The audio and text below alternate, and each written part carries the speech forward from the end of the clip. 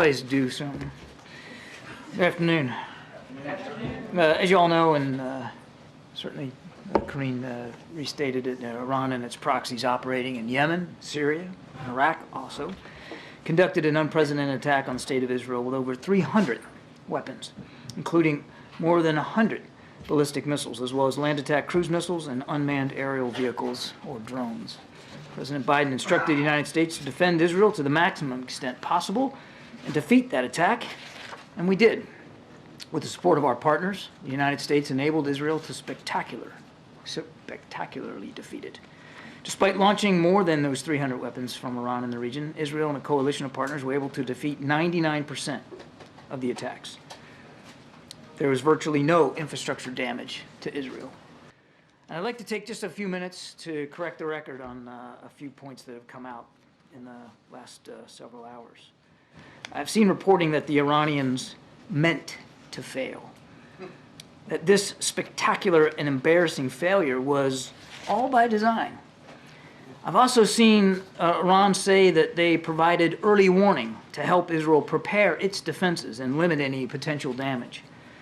All of this is categorically false. To coin the phrase from the president, or steal a phrase from the president, it's malarkey. This attack failed because it was defeated by Israel, by the United States, and by a coalition of other partners committed to Israel's defense. So let's be straight. Given the scale of this attack, Iran's intent was clearly to cause significant destruction and casualties. Iranian leaders launched so many missiles and other munitions because they knew that many were going to be defeated. But the aim was to get as many of them through Israel's defenses as possible. Now, I've also seen this speculation about messages passed forth and warnings. We did receive messages from Iran, and they received messages from us too.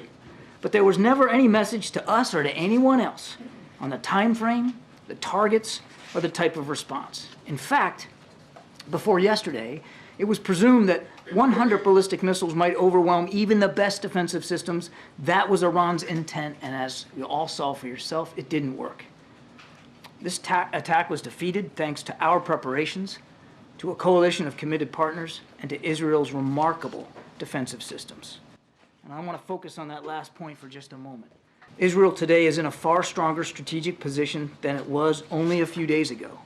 Iran's vaunted missile program, something it has used to threaten Israel in the region, proved to be far less effective.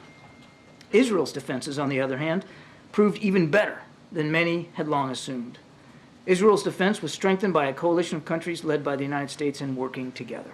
The United States has never before so extensively and so directly defended Israel from attack. John, Israel is reportedly looking at options that would send a message to Iran but not cause casualties. Is the administration presenting alternatives to Netanyahu?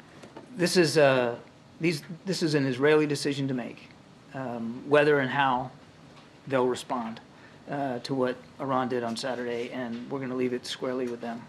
Their decision to make, but are you making suggestions? We are not involved in their decision-making process about a potential response. Does the president believe that Israel should now take this as a win and show restraint? All I'll say is the president, from the beginning of this conflict on October 7th, has been steadfast and consistent. We don't want to see a war with Iran. We don't want to see a broader regional conflict. We will do what we have to do to defend Israel. I mean, think about this for a minute.